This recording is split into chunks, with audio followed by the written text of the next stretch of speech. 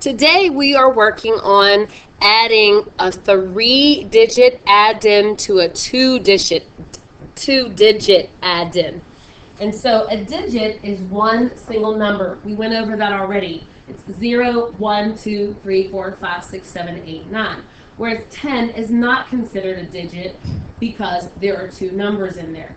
So we're going to solve the problem today, 111 plus 79. Now, one of the first steps we learn to add, number 1, is write the problem vertically. Number 2 is draw the place value disc or chips. 3, count the chips and bundle and trade when I need to. And then 4, write the answer. So the first step of this is writing the problem vertically. So I have 111 plus 79. I have to be careful to make sure that with 79, I am not putting my 7 in the hundreds column, but I am putting it in the tens column, and I'm putting my 9 in the ones column, because that's how many I have. So there's my problem written vertically using place value knowledge. So then we go over to our place value chart where they already have it split up. And I'm going to draw 100, 110, and 11. That represents 111. I'm then going to draw my bottom number. The dotted line just represents that I know that this number is separate at the beginning. So that's no hundreds, 7 tens. Usually draw 5 on top and the excess on the bottom. If it was 10, I would know that I would have 10 by the 5 and 5, but I can see that it's not a complete set of 10.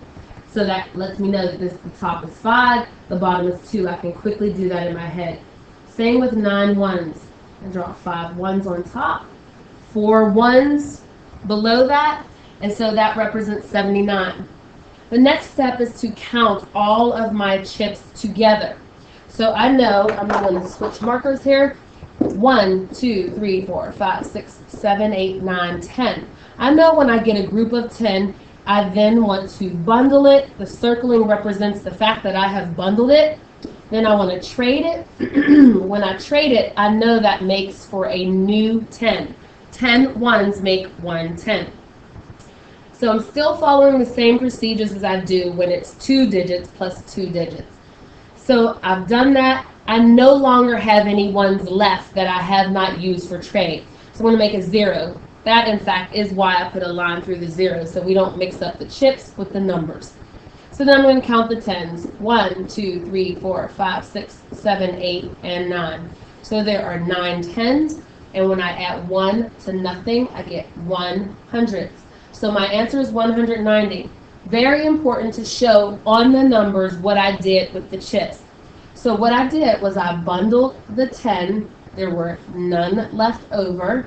And so I regrouped, and I had a new 10 to add to everything. So that's 1 plus 1 is 2, and 2 plus 7 is 9. So adding that all together, 1 plus 0 is 1. 190 is my answer, and I'm writing that on the line. And that is adding a 3-digit addend to a 2-digit addend and getting a sum of 190 using the place value chips.